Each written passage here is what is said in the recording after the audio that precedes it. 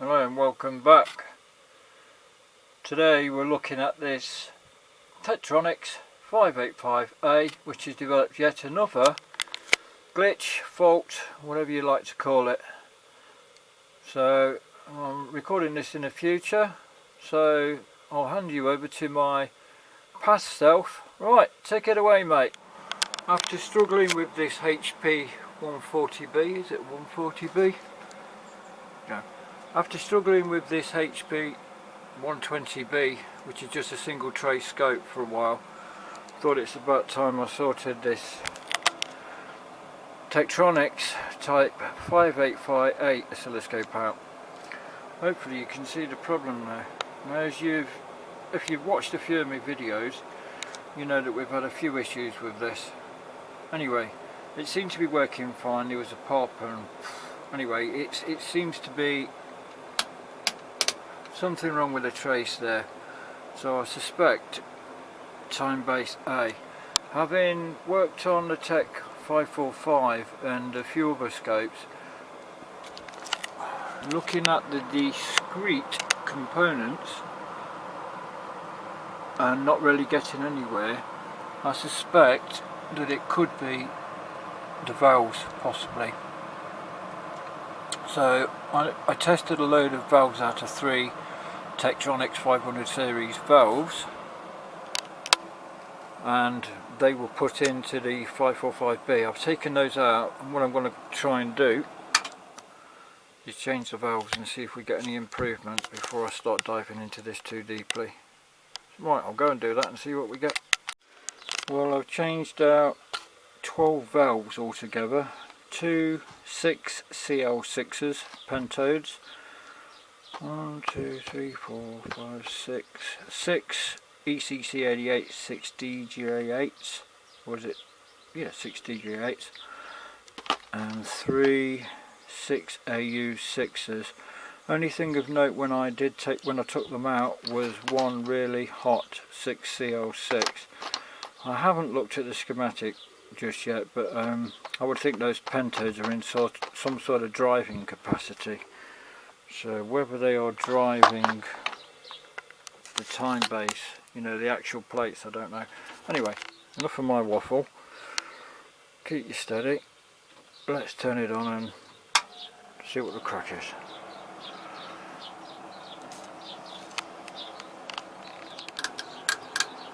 Nothing.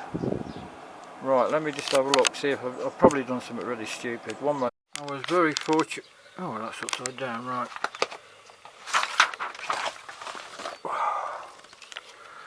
I was very fortunate to get this Tektronix 585 hard copy of the manual, because to be honest, I've got the 585A manual in PDF form, but I really like the hard copy. Anyway, it's not really telling me a lot, apart from like what one of the 6 CL6s do, which is a Miller run-up tube. What the fuck that is, I do not know. And it's not really telling me anything at the moment. Lockout multi-vibrator. Multi-vibrator is some sort of oscillating thingy. So you see the sort of level of knowledge I've got here. Anyway, this is not really helping us fix everything. What I should have done was take out one valve at a time, one tube at a time, and then replace it with what I thought was a good one. I haven't done that. Also, the replacing these valves with the scope as is fun and games, because I'm having to use a mirror, a torch, and sort of hanging upside down and what have you, which makes locating the valves fun, in inverted commas. Anyway, so it's not really getting us anywhere, is it? I know the 6 AU6s that I put in there are good because they're brand new. Well, I say they're good, I haven't tested them, but they're new old stock. So, and I've had a look underneath, and I can't see that I've missed a valve hatch or anything, so what I'm going to do is I'm going to put the 606s back in and see what that does. Right, I put all the old valves back in, and that was a hell of a job putting them in the second time, really tricky, and we've got a trace back. However, it's not moving, we've got no sweep. And the ones that did it were these two 6AU6s there, so, and if I jiggle one, it's really hard for me to do this. Alright, that was doing it before. Right, well, I'm going to try swapping them out.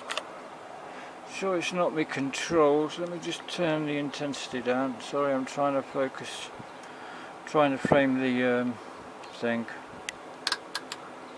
Really hard to video, talk coherently, cogently. Right, let me try changing them out. One moment. Back on the tech this morning. I tried randomly changing a few valves. Anyway, I've got it out from where it was, because it's just a bugger to work on when you're jammed in a corner. Anyway, I point you at the screen now. Can you see how the trace is going like that? So I'm thinking, well, what's causing that? I tried changing a few valves randomly. Not too, you know, that didn't really do anything. And then I thought, right, well, let's go back to basics. What they always say is thou shalt check power supplies. And what the tech manual says is to check the AC ripple on your power supplies. You see that sort of breathing of the what do you call it, of the trace, that might be caused by ripple. So if the power supply is going boing boing boing boing, maybe that's it. So I checked all the power supplies. There's round the other side of the scope, there's like a wafer with all the power supplies run off. Anyway, I found 1.8 volts ripple on the 500 volt power supply. It should be 30 millivolts. All the other ones are okay. And the 500 volt power supply is part of the time-based circuit. So anyway, I brought it out, and if we just looked at that power supply schematic, we've got this cap here, C760. Okay, and that's basically the smoothing capacitor for the 500 volt supply. Now then, I'm going to have to jiggle this about a bit. If I put you, okay, so now what I'm doing, I'm using my meter probes, I'm going across the capacitor. There's two capacitors in one can, the 40 microfarads. You ready? So this is one capacitor, 140 microfarad capacitor. Right, sorry, it's really hard to get a good purchase on here. If you push too hard and you slip, you bugger things up. Right, 1.9, yeah? Now then, if we go on the other one, 39. So that's 39 volts of AC ripple, which obviously isn't very good, is it? Let's turn her off. So let's put, I'm just going to tack in a couple of 47 microfarad, if I've got them. I think I have, yeah, I have. I'm going to tack a couple of 47 microfarad caps in there and see what the crack is. Well, that's a couple of 47 microfarad caps tacked in there, 450 volts, they should do the job, I haven't checked. We're reading across the one of them, AC, meter set on AC. Right, we've got low ripple, and look at that. Oh no, oh, what's going off? Come back. Shit. You bastard, what's going on? 153.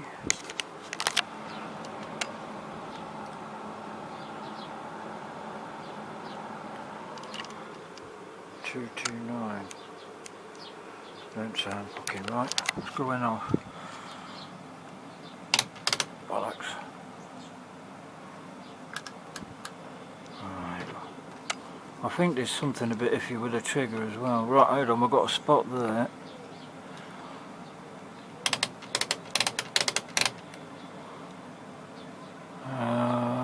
Oh, that's it. Ah, there we go.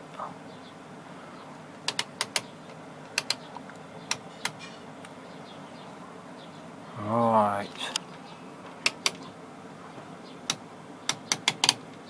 And that breathing's gone, do you see? Well, yep. Hurrah! Who fucking raw? Right, let me just... Sorry about all this jiggling about, I'll try and cut it out. Right, let's stick a sine wave in. Find out it's a bit disorientated when it's on its side.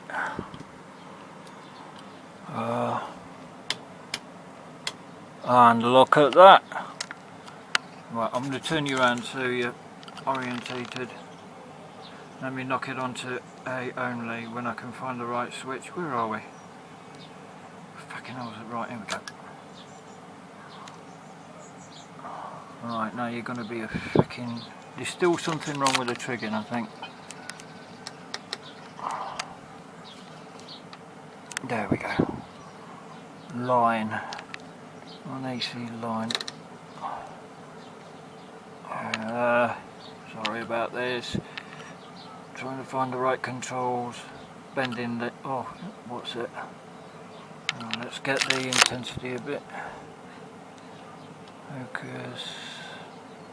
Right, we've still got a bit of silliness. I don't know, let me see what we're on. 900. Let's make it 1000. No, hold on. Let's make it 1k. There, that's better. Trigger. No, I've always had this problem that getting a stable display. Right, well that's good, isn't it? That's working. Let's check the other channel. Blah blah blah. A, B only.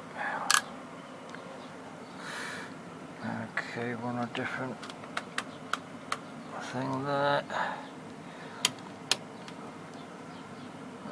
Come on, think, you bugger. And one. There. So that looks like that has cured the problem. Bloody camera, stop. You do that again. Then I'd have no camera. Well, come on. Right, you're recording. Are you happy now, you bastard? Right, so that looks like that's fixed the issue. So obviously we've got to get those caps put in properly. It's nice to actually be right sometimes. And yeah, I haven't got much faith in me fault finding capabilities, but on this occasion I seem to have managed okay. Hey ho. Right, well, I shall get this all put back together and on the bench, and hopefully we'll have a nice dual tray scope for analysing amplifiers and what have you. Thanks for watching. Ta-da for now.